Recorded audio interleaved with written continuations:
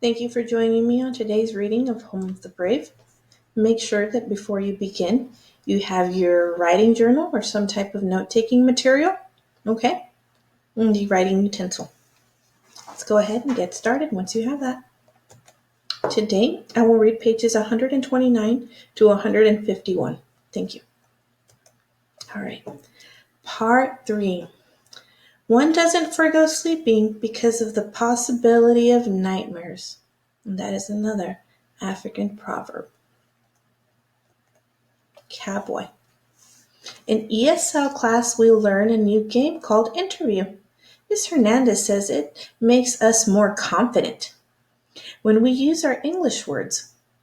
Plus, it's a good way to learn about our classmates. First, we have to hold a cardboard tube and pretend it's something called a microphone to make our voices loud. I saw one once on the TV machine with the lady singing into it. She howled like a sick animal till my ears wanted to run away. I'm the first to go. I have to stand up and say 5 sentences.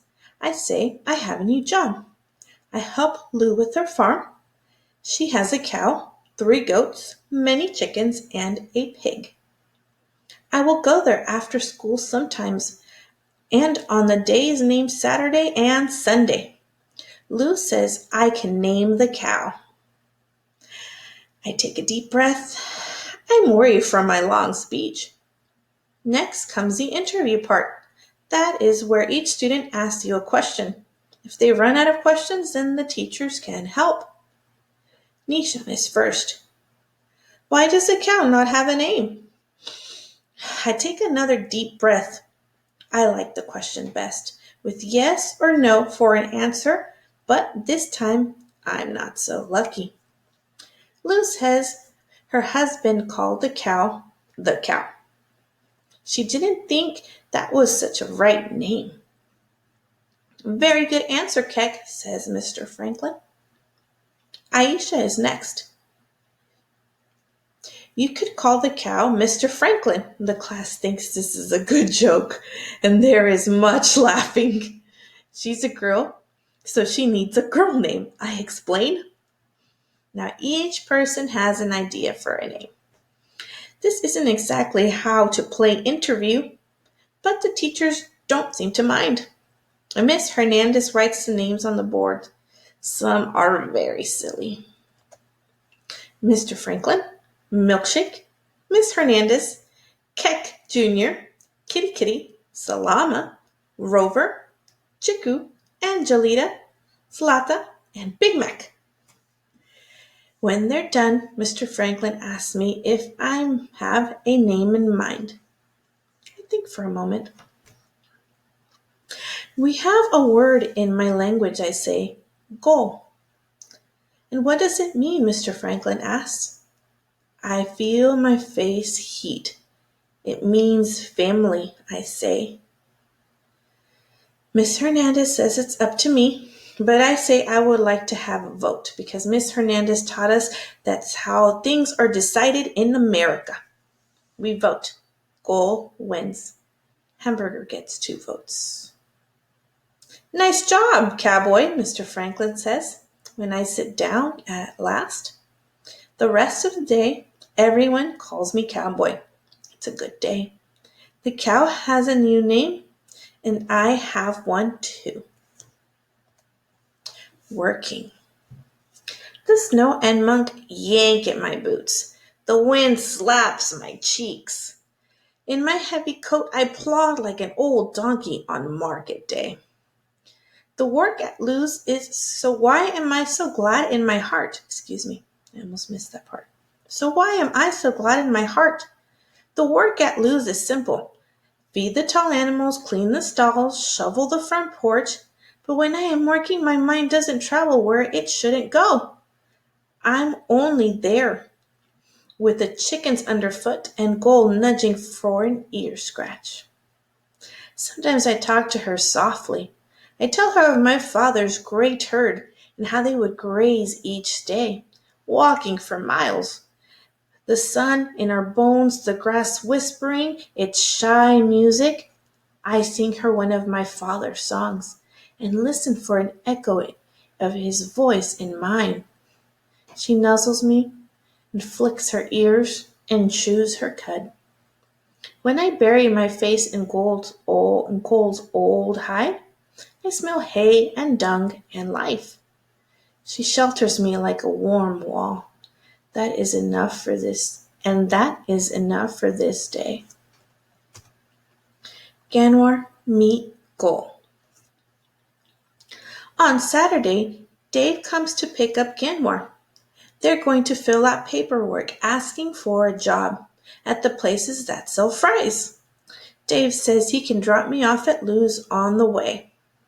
Ganwar doesn't talk on the way to the farm. His face looks frozen, but his eyes are hot.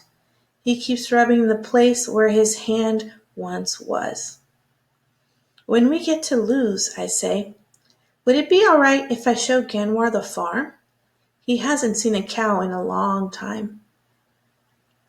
I wait for Ganwar to spit out the word no, but he gives me a slow nod. Dave looks at his arm clock. 10 minutes, he says, tops. We go to Lou's door, and when she opens it, I say, this is my cousin Ganwar. He'd like to see the farm.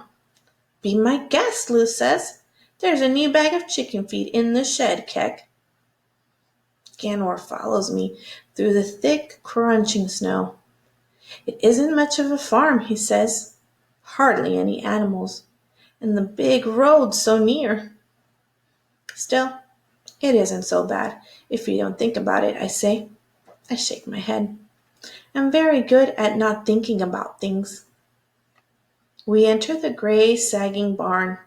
Sun and gray wind sneak through the broken spots. There she is, I say, pointing. Ganwar groans. Are you sure that's a cow? Our fathers wouldn't think so, I admit. I stroke her flank while Ganwar watches. She has old eyes, tired but patient. Cole is her new name, I add. Ganwar takes his glove off his good hand with his teeth. He strokes her too. I meet Ganwar's eyes. Don't worry about the job too much, I say.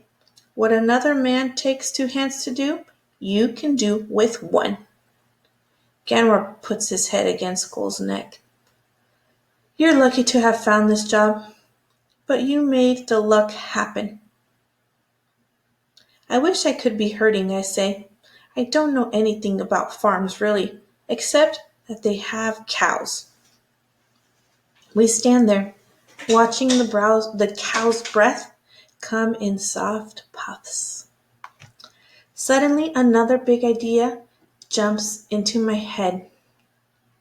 I think that if I knew where such ideas came from, I would be a wealthy man with a thousand cattle and a flying boat. Stay here, I say. Keep her company for me.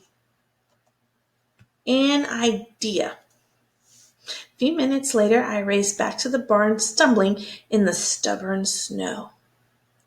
Dave and Lou follow. Lou has on a thick red coat and hat with a fuzzy ball on top. Ganwar is still leaning against Cole. Your cousin has an idea, says Dave. My grin is so big it hurts. You can work with me here, I exclaim, helping with the farm. All is quiet. Ganwar looks doubtful. He doesn't say yes, but he doesn't say no either. I don't have much cash, Lou says. You'd have to split the pay I promised Keck. But come the spring, I sell organic veggies and flowers at the farmer's market, and you could help with that, she pauses. Assuming, that is, I hang on to this old place. Ganwar looks at me hard. I can't take your charity. But I'm taking yours, I say. You're sharing your home with me. I don't know anything about farming, Ganwar says. I don't either, I say.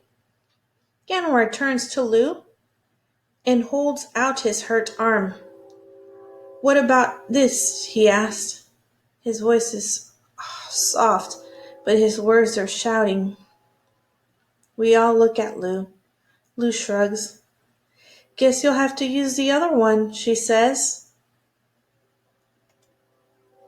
Excuse me, let me double check that I just went one page. There we go. For some reason, this makes Ganwar smile. Slowly nods. He glances at Dave. Can you come back later? He asks. We have dung to shovel. I laugh. It's much harder here, I warn him. Everything freezes, even that. Gull moos softly, as if she's sorry to make work for us. Dave shakes my hand, then Lou's, then Ganwar's. Folks, this is great, he says. Ganwar, don't let Lou down, buddy. I won't. Or he won't, Lou says. She winks. Dave and Lou leave us in the cold barn. I look around me. It's not a great herd I see, dotting the grass like clouds in the vast green sky. It's just a tired flock of scrawny chickens and a cow with ribs trying to hide behind her muddy coat.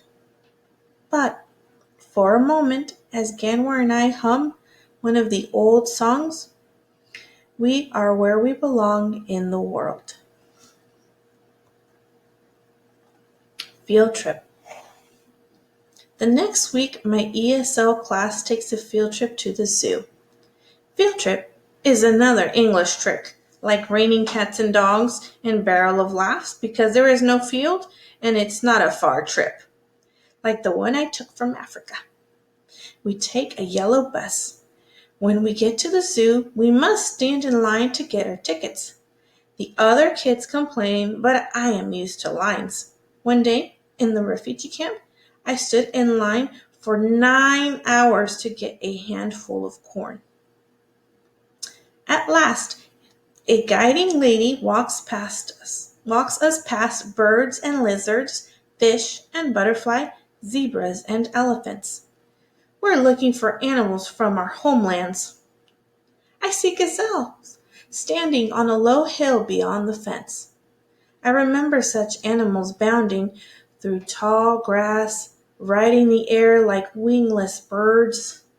I wonder, how did they come to be in this strange, cold world? They flick their tails and check the horizon for danger. They're safe here, but they don't know it. We visit the petting zoo with its animals for touching, who will not eat your hand. There are goats and chickens and pigs, a llama and a turkey, but no cows. We are supposed to be watching the animals, but I can't stop looking at the people looking at all the animals. A class of little children laughs at the pigs rolling happily in cold mud. Their class looks like our class, or maybe we look like them. Many colors and shapes and words. Of all the things I didn't know about America, this is the most amazing. I didn't know there would be so many tribes from all over the world. How could I have imagined the way they walk through the world side by side without fear, all free to gaze at the same sky with the same hopes? What would my father have said to see such a thing? My brother? What will my mother say? I walk behind my classmates to my next exhibit, but I am not alone. My family is with me, and every sight is something they cannot see, and every hope is something they cannot feel. I carry them unseen as wind. To carry them unseen as wind is a heavy burden. Oh, the question. All afternoon my belly aches. Maybe I should have eaten more, I tell myself, but I know the hurt of hunger well. Hunger is a wild dog gnawing on a dry bone. mad with impatience, but hoping still. This isn't hunger I feel today. The pain is worse, one without pity, like an icy night. The pain is a question, the one my heart will not stop asking. Why am I here when so many others are not? Why should I have a desk and a pair of fine jeans and a soft place for my head to rest? Why should I have the freedom to hope while my brother and father sleep on bloodied earth? I should not take these gifts I do not deserve, and yet I know I will take them. Warm food and soft bed and fresh hope, holding on tight is that wild dog to his bone. Okay, students, I hope you took notes. Otherwise, go back, make sure to pause and take some notes, okay? Please upload these notes and your Literature Circle reading notes, Literature Circle book notes, to today's assignment so that you're prepared for Literature Circle discussions next week. Thank you, students.